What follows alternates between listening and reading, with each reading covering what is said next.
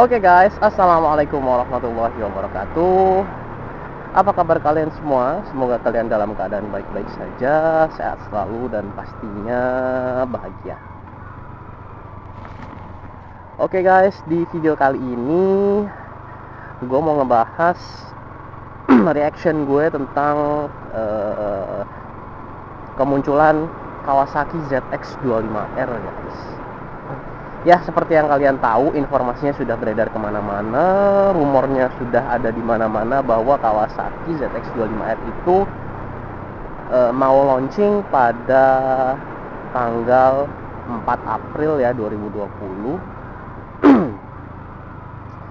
Dan beberapa videonya juga sudah muncul dari volume 1 yang pertama sampai volume 8. Terus video kemunculannya itu yang 4 April yang ada di Ancol, sampai video iklannya guys, si Jonathan Reyes sama Alex Lowe. Nah, kalau dilihat dari namanya aja, dia udah menggunakan nomenklatur ZX ya, jadi bukan lagi Ninja terus CC gitu ya, kayak Ninja 250, Ninja 650, Ninja 1000 ya. Dia langsung mengambil nomenklatur ZX. Yang biasanya kalau di line up Kawasaki, kalau ada nama ZX-nya biasanya adalah motor super sport, terus dia 4 silinder, terus selanjutnya biasanya dia suspensi depan upside down, terus setirnya underyoke gitu kan, stangnya underyoke ya, pokoknya dikhususkan untuk kelas super sport ya.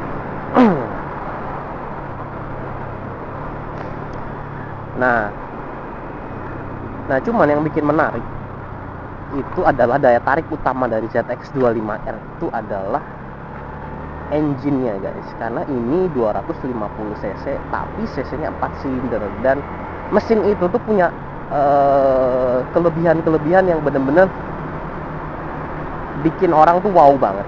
Yang pertama adalah dia high revving ya. Jadi karena dia mesinnya kecil, semua pistonnya jadi kecil, terus lengan pistonnya juga jadi kecil, part-partnya jadi mengecil semua, sehingga suaranya tuh bakalan nyaring banget. Dan karena dia stroke-nya pendek gitu kan, jadi lebih kecil lah, mengecil, stroke-nya juga pasti mengecil gitu loh, jadi memendek gitu kan. Jadi kalau rumus fisikanya piston speed, semakin kecil lengan pistonnya gitu kan, semakin kecil stroke-nya, dia bisa revving lebih tinggi. Nah begitulah kesimpulannya. Nah jadi ini motor ZX25R ini revvingnya mungkin bisa sampai 17.000 ke atas guys, bahkan mungkin 18.000. Kita nggak tahu ya, karena belum nyoba secara langsung motornya, tapi limiternya tuh, batas merahnya tuh ada di 17.000 rpm. Nah biasanya kan kalau rpm itu di limit sampai ibaratnya kalau 17.000 berarti di 17.500 gitu kan, ditambahin dikit lah gitu, atau mungkin bisa jadi bisa 18.000 rpm. Wow, gue nggak tahu juga. Nah terus karena bunyinya nyaring itu, jadi dia khas banget. 4 silinder kan biasanya kan bulat, suaranya bagus gitu, rata, tapi ngebas deep gitu loh. Nah ini bunyinya rata tapi nyaring. Wah, jadi beda sendiri nih, bisa jadi.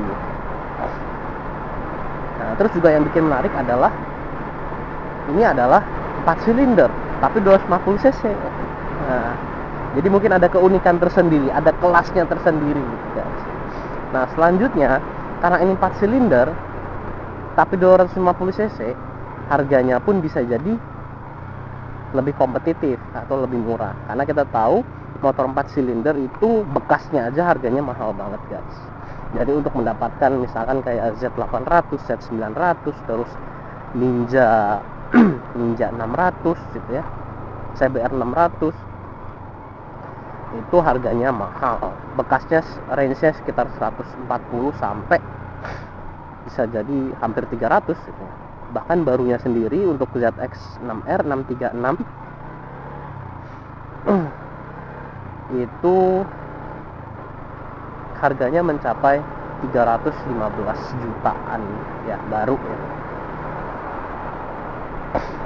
Jadi kalau memang benar rumornya kalau misalkan ZX25R ini bisa ditebus dengan harga 100 sampai 120 juta, ini menurut gue ya pribadi, ini menarik sekali gitu.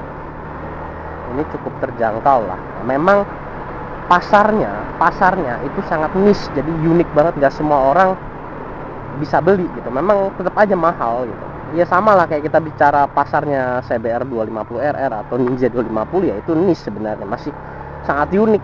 Orang pasti lebih banyak beli motor bebek lah gitu, motor bebek lah, motor maxi atau motor matic ketimbang beli motor ini gitu. Motor apalagi ini ZX25R, yaitu kasta tertinggi dari 250 cc sampai saat ini kalau memang benar-benar launching ya. Fitur-fiturnya pun nggak main-main guys. Fitur-fiturnya moge semua ditaruh di situ. Contoh KTRC, traction control ya, memang tiba-tiba gue lihat NMAX yang baru dia pakai traction control guys. Ya semoga aja nanti yang di ZX25R pastinya lebih sophisticated, lebih canggih.